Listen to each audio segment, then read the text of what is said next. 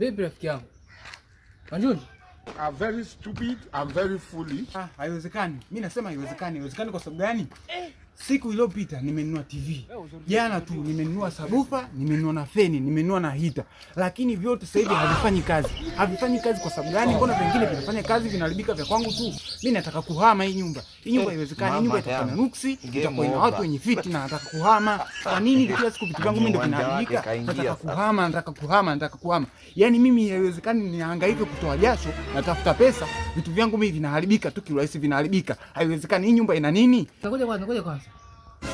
Hakuna cha ushirikina wala nini. Umeuziwa vitu feki. Manjuni, hivi vitu vina utamu wake.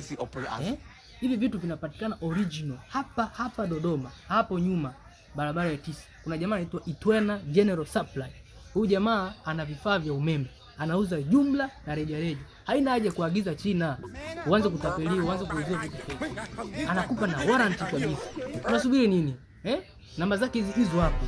Utampigia na atakuelekeza kabisa, atakuletea vitu, utapewa vitu original na hautalalamika Manjunju.